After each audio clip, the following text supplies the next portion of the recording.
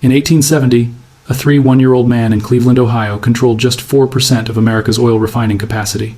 That number doesn't sound dangerous. It sounds small, manageable, almost insignificant. 10 years later, he controlled 90%. By 1904, he controlled 91% of oil production, 85% of final sales, and the flow of energy that powered an entire nation. That man was John D. Rockefeller.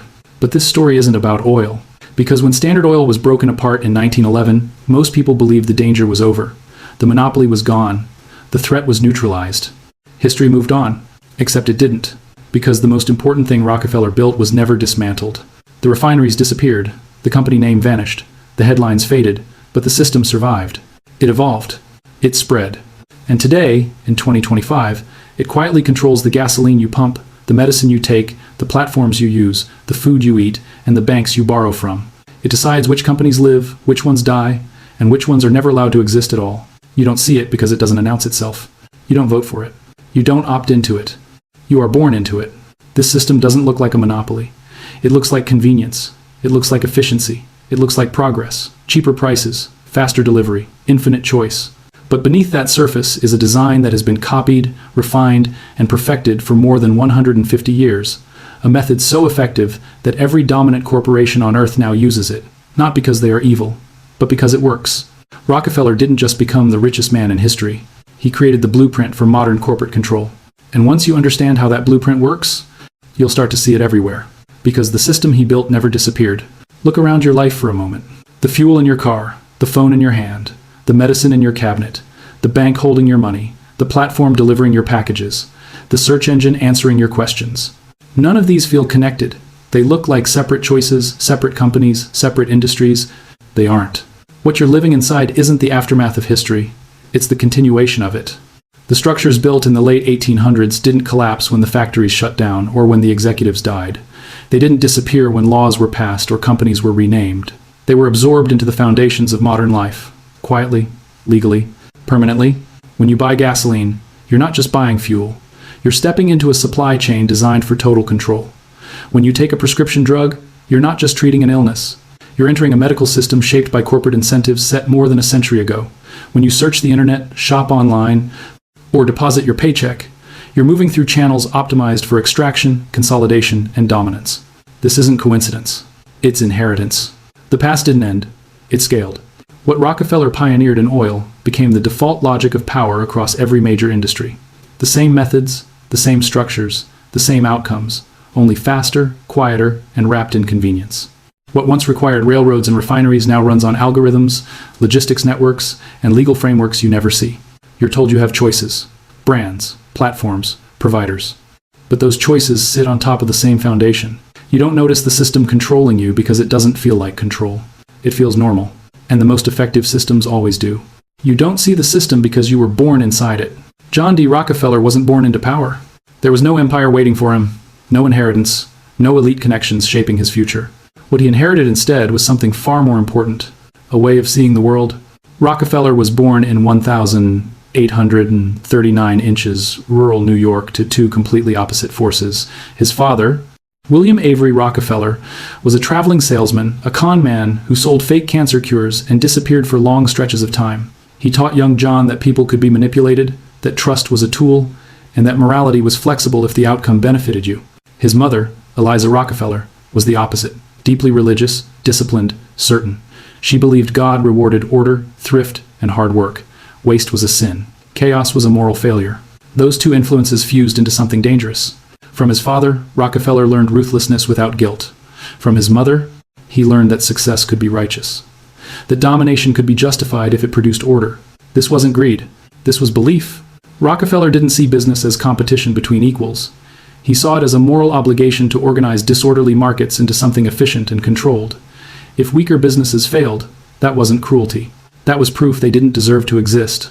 Even as a teenager, Rockefeller tracked every penny he earned, every expense, every inefficiency.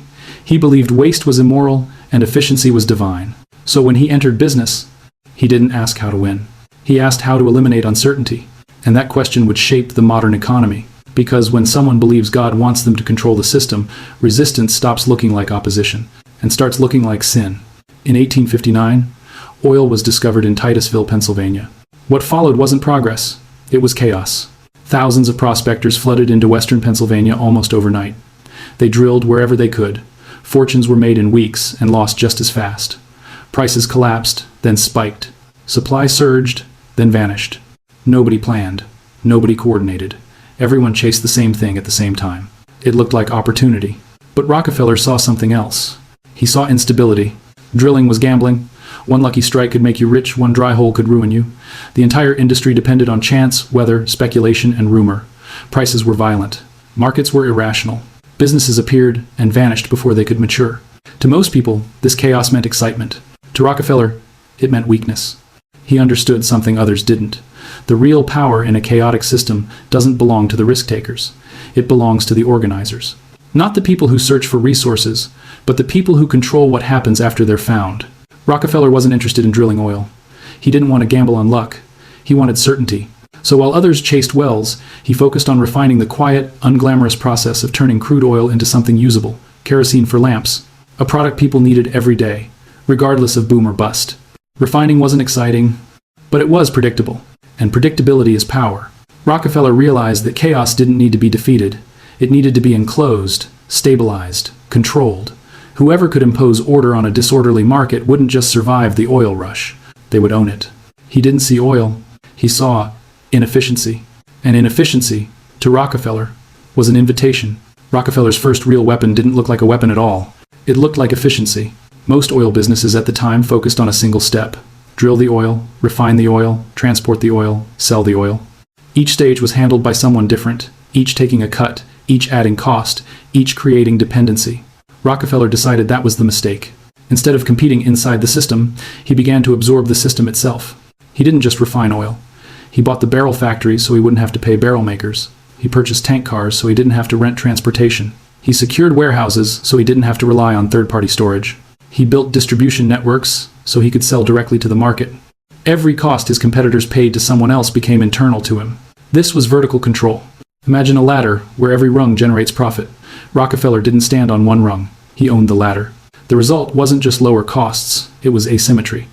While competitors paid 25 cents for a barrel, Rockefeller produced his own for 15. While others paid railroads full price, Rockefeller negotiated secret rebates. In some cases, the railroads paid him to ship oil and charged his competitors more to move the same product. This wasn't illegal at the time.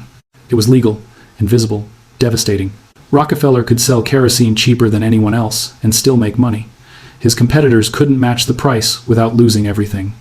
To outsiders, it looked like fair competition. Better prices, better efficiency. But what was really happening was enclosure. Every independent profit stream in the industry was being pulled inward. Every external dependency was being eliminated.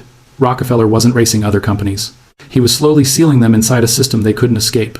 He wasn't competing, he was enclosing. Once Rockefeller had control over costs, the next step was inevitable. Eliminate the competition. This is where the system revealed its second function. Not efficiency, not innovation, endurance. Rockefeller didn't need to win every sale. He just needed to survive longer than everyone else. In 1872, in Cleveland, Ohio, he put this principle into action in what would later be called the Cleveland Massacre. Over a period of just a few months, Rockefeller approached nearly every independent refinery owner in the city. His offer was simple. Sell to Standard Oil at a fair price and keep a comfortable position inside the system. Most understood the message. Those who refused learned the alternative. Rockefeller slashed kerosene prices below the cost of production. Not just for a day, not just for a week, for as long as it took. His competitors hemorrhaged money on every sale. They couldn't match his prices without going bankrupt. They couldn't raise prices without losing customers. They were trapped. This wasn't competition. It was attrition. Rockefeller could bleed longer because his system absorbed the loss. Vertical control gave him reserves. Scale gave him patience. Time became a weapon. One by one, refineries collapsed. Some sold in desperation. Others shut their doors permanently. By the end of the campaign, Rockefeller controlled 25 of Cleveland's 26 refineries. Choice didn't disappear all at once. It was suffocated. This strategy had a pattern. First, offer to buy. If they refuse, undercut until survival becomes impossible. Then buy what's left. The ruins are cheaper. This method would be repeated in industry after industry for the next century and a half. Different names, different technologies, same outcome. Sell to him or starve. By the late 1872, Rockefeller was no longer just winning battles. He was rewriting the map. Standard Oil expanded far beyond Cleveland. Refineries in New York, Philadelphia, Pittsburgh, Baltimore, all absorbed into the same structure. The same tactics repeated everywhere. Vertical control to lower costs, price wars to eliminate resistance, quiet buyouts to consolidate what remained. The numbers became difficult to comprehend. By 1879, Standard Oil controlled around 90% of America's oil refining capacity. 90%. That isn't a successful business. That's a monopoly. At that scale, competition doesn't function.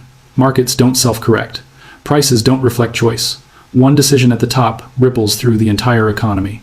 Energy, lighting, transportation, all flowed through a single system. What made this moment dangerous wasn't just size. It was inevitability. Rockefeller didn't need to innovate anymore. He didn't need to race competitors. He didn't even need to watch them closely. The system itself did the work. Anyone who entered the market faced the same math: higher costs, lower margins, eventual failure. This wasn't luck. It was design. And the public noticed. Newspapers called Rockefeller a tyrant, a robber baron, the most hated man in America. Small businesses collapsed, prices were controlled, power was concentrated beyond anything the country had seen before. For the first time, the question wasn't whether Rockefeller was too powerful. It was whether anyone could stop him. This wasn't success. This was dominance. As Rockefeller's control tightened, the country pushed back. Journalists began digging. Politicians began listening. And for the first time, the system faced resistance from outside the market. In 1890, Congress passed the Sherman Antitrust Act. On paper, it was simple. Monopolies were illegal. Any company that restrained trade or crushed competition could be broken apart. For the public, this felt like justice finally catching up. Investigative journalists like Ida Tarbell exposed how Standard Oil really operated. Secret railroad rebates, predatory pricing, deals made in back rooms. The illusion of fair competition shattered. Public anger exploded. To the outside world, this looked like the beginning of the end. But Rockefeller wasn't surprised. He had never believed power could survive if it was visible. He understood that the moment control is obvious, it becomes a target. So while regulators were still learning how monopolies worked, Rockefeller was already redesigning the system that made his power possible. He didn't fight the law head on. He stepped around it. Because laws target companies, they don't target methods. And Rockefeller's real power was never tied to a single company name. It was tied to structure, to ownership, to control without exposure. By the time the government decided to act, Standard Oil was already something else entirely, something harder to define, something harder to dismantle. The public believed the law had arrived just in time. But Rockefeller was already ahead. The solution Rockefeller's lawyers designed didn't look like resistance. It looked like compliance. In 1882, Standard Oil quietly transformed itself into something new, not a company, a trust. On the surface, nothing changed. Oil was still refined, kerosene was still sold, railroads still moved tank cars across the country. But legally, Standard Oil of Ohio no longer controlled anything directly. Instead, the shares of dozens of separate oil companies were handed over to a small group of trustees, 41 men, almost all of them Rockefeller and his closest associates. The company still existed, the name still appeared on paper, but the power flowed upward, into a single invisible structure. This was control without ownership. The trust didn't drill, it didn't refine, it didn't sell, it simply owned the owners. Decisions were centralized. Profits were consolidated, risk was dispersed, and regulators were left chasing shadows. To the law, these were independent companies. In reality, they moved as one. This was the moment Rockefeller stopped building a monopoly and started building a system. A model that could survive regulation, geography, and public outrage. A structure that could expand across state lines while technically obeying state laws. It worked perfectly. Other industries copied it immediately. Sugar, tobacco, steel, railroads. The trust became the template for corporate America. Over time, it evolved into something even more familiar. The holding company. A parent that owns subsidiaries. A center of gravity that controls without appearing to act. If this sounds modern, it should. Because today's corporate giants use the same structure. Different names, same logic. Alphabet owns Google, YouTube, and dozens of other entities. Berkshire Hathaway owns entire industries without producing anything itself. Power is separated from production. Control is shielded from accountability. The company disappeared. The control didn't. When the Supreme Court finally ruled in 1911 that Standard Oil was an illegal monopoly, the decision was framed as a victory. The trust would be dismantled. The company would be broken apart into 34 separate firms. Competition would be restored. The system, people believed, had been defeated. On paper, it looked decisive. In reality, it was Rockefeller's greatest win. Because while the company was broken up, Rockefeller himself wasn't removed. He still owned shares in every single one of the new companies. Standard Oil of New Jersey, Standard Oil of New York, Standard Oil of California, Standard Oil of Indiana, different names, same ownership. What regulators didn't fully understand was that breaking a monopoly into pieces doesn't destroy power if the pieces are still connected at the top. Once the companies were separated, something unexpected happened. They were forced to compete with each other, to innovate, to expand, to grow. And, as they did, the combined value of Rockefeller's holdings exploded. Before the breakup, Standard Oil stock traded around $600 per share. After the breakup, the combined value of the new companies exceeded $2,000 per share. Rockefeller's wealth didn't shrink, it multiplied. The man regulators tried to punish became even richer than before. Not because he cheated the system, but because the system responded exactly as it was designed to. Competition at the surface. Consolidation at the core. What was supposed to be an ending became an upgrade. The monopoly didn't die, it shed its skin. And in doing so, it proved something far more dangerous than raw power. That the system could survive its own destruction. The breakup didn't end the system. It perfected it. After the breakup, history books moved on. They tell the story as if Standard Oil ended in 1911, as if the danger was contained and the lesson learned. But systems don't disappear when names change. They adapt. The companies born from Standard Oil didn't scatter into obscurity. They regrouped, they grew, they merged. Over decades, many of them quietly stitched themselves back together. Standard Oil of New Jersey became Exxon. Standard Oil of New York became Mobil. Decades later, Exxon and Mobil merged, recreating one of the largest oil companies on Earth. Standard Oil of California became Chevron. Standard Oil of Indiana became Amoco, later absorbed by BP. The fragments didn't compete themselves out of existence. They reconsolidated. What looked like fragmentation was actually strategic retreat. The system pulled back just enough to avoid regulation, then expanded again under new names. Like a living organism, it responded to threat by changing shape, not by surrendering power. This is how durable systems survive. They don't resist pressure directly, they reroute around it. By the late 20th century, the oil industry once again rested in the hands of a few dominant players: ExxonMobil, Chevron, BP, Shell. Not one monopoly, but an oligopoly, fewer targets, less scrutiny, the same control. And this pattern didn't stay in oil. It spread. Industries watched what happened to Standard Oil and learned the lesson. Don't make your power obvious, don't centralize too visibly, fragment when forced, recombine when safe. You thought it was over. But the system was just getting better. If you want to see Rockefeller's system alive today, you don't need to look at oil. You need to look at Amazon. Amazon didn't start as a monopoly. It started as an online bookstore. Small, harmless, convenient. Just like Standard Oil once started as a single refinery. But Jeff Bezos didn't build Amazon to compete inside existing markets. He built it to surround them. Warehouses replaced refineries. Logistics replaced railroads. Data replaced secret rebates. But the logic stayed the same. Amazon didn't just sell products. It built the infrastructure that selling required. Fulfillment centers, delivery fleets, cloud servers, payment systems, advertising networks. Each layer absorbed what used to be someone else's profit. This is vertical integration in its modern form. Amazon controls how products are stored, how they move, how they're discovered, and how they're delivered. Sellers depend on Amazon not just for customers, but for survival. Leaving the platform often means disappearing entirely. And then there's horizontal consolidation. Amazon buys competitors when it can. Whole Foods, Zappos, Twitch, Ring, MGM Studios. Entire industries pulled inside the same system. When it can't buy a competitor, it studies them. Third-party sellers are required to share sales data. Amazon analyzes what works, then launches its own version under Amazon Basics. It undercuts prices, promotes itself, squeezes margins.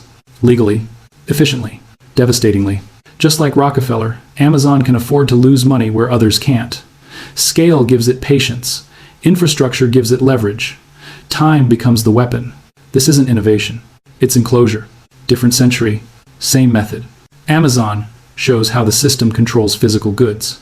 Google shows how it controls reality itself. When you search for something online, it feels free, instant, neutral, helpful. You don't hand over cash, so it doesn't feel like a transaction. But it is. Google controls over 90% of global search. That's more dominance than Standard Oil ever had at its peak. The difference is that Rockefeller charged money. Google charges attention and data. You don't pay with dollars. You pay with behavior. Every search trains the system. Every click feeds it. Every habit strengthens the moat. And because the service is free, regulators hesitate. How do you call something a monopoly when consumers aren't being charged? Rockefeller would have loved this innovation. A monopoly so complete that the users don't even realize they're paying. Pharmaceutical companies use the same playbook in a different form. They don't just sell drugs. They shape the rules that decide which drugs exist. Regulations, patents, approvals, all written with heavy industry input. The companies being regulated help design the regulations themselves. That's regulatory capture. It's not corruption in a dark room. It's policy influence in plain sight. User fees fund regulators, lobbyists draft language, patents are extended, competition is delayed, and by the time a cheaper alternative appears, the market is already locked in. Choice becomes illusion. You can pick between brands, but not between systems. Search engines, social platforms, medicines, they look competitive on the surface. Underneath, they follow the same structure. Consolidated control, high barriers, legal protection. You're told you're the customer. You're not. You're the resource. Rockefeller's most misunderstood invention wasn't in oil. It was charity. In 1913, he created the Rockefeller Foundation and poured hundreds of millions of dollars into it. Hospitals, universities, medical research, public health. To the public, it looked like redemption. The ruthless monopolist had become a benevolent benefactor. But the foundation wasn't an apology. It was an upgrade. The foundation allowed Rockefeller to move wealth out of taxable estates and into permanent institutions he still influenced. It gave him control over which universities received funding, which research paths were rewarded, and which ideas were treated as legitimate. It didn't just support knowledge, it shaped it. Medical schools that received Rockefeller funding adopted a pharmaceutical-based model of treatment. Research prioritized drugs over holistic care. Universities aligned curricula with the interests of industrial medicine. This wasn't secret, it was documented. Structured, systemic. Philanthropy became power without ownership. The man once hated as a robber baron was rebranded as a humanitarian. Criticism softened, legacy hardened. Influence outlived the company itself. And once again, others copied the model. Today, nearly every billionaire follows the same path. Massive foundations, global initiatives, policy influence wrapped in generosity. The Gates Foundation shapes global health priorities. The Chan Zuckerberg Initiative influences education and research. These institutions don't run governments. They guide them. Power that looks like generosity lasts the longest. Because it doesn't trigger resistance. It earns gratitude. And gratitude is far more durable than fear. At this point, the system can feel abstract. Big companies, big structures, big history. So bring it back to your life. You wake up and check your phone. The device, the operating system, the app store, the cloud, all controlled by a handful of corporations built on the same structural logic. You commute to work using fuel refined, distributed, and priced by companies descended from Standard Oil. You buy groceries delivered through logistics networks that decide which sellers survive and which disappear. You search, message, stream, and scroll on platforms owned by the same few entities, harvesting the same data, feeding the same machines. You feel like you're choosing. You're not. You're selecting between branches of the same tree. Even when you try to opt out, the system closes around you. Avoid one platform and another fills the gap. Pay more for an alternative and you're punished with inconvenience. Try to live off the grid and you discover how deeply the grid is embedded into work, healthcare, transportation, and social life. This isn't coercion by force. It's dependence by design. The system doesn't need to chase you. It waits. It makes itself cheaper, faster, easier, more reliable than any alternative. And over time, resistance becomes exhausting. Not because people are weak, but because the structure is efficient. Every dollar you spend flows upward through layers you never see. Fees, margins, interest, data, attention. Individually small, collectively enormous. The extraction isn't dramatic. It's routine. That's why it's so hard to notice. There is no single villain, no switch to flip, no clean exit. The system doesn't trap you with walls. It traps you with paths. Every road leads back. At this point, it would be easy to call the system evil, to frame it as exploitation, to say it's broken. But that would miss the most uncomfortable truth. The system works. Vertical integration lowers costs. When one company controls the entire supply chain, inefficiencies disappear. Prices drop. Delivery gets faster. Products become more reliable. Rockefeller's Standard Oil didn't just make him rich, it made kerosene affordable. Before his system, lighting fuel was expensive and inconsistent. After it, prices collapsed by more than 80%. That wasn't theft. That was efficiency. The same logic applies today. Amazon delivers products in days, sometimes hours. Google answers questions instantly. Pharmaceutical giants produce drugs at a scale that saves millions of lives. The system delivers real value to ordinary people.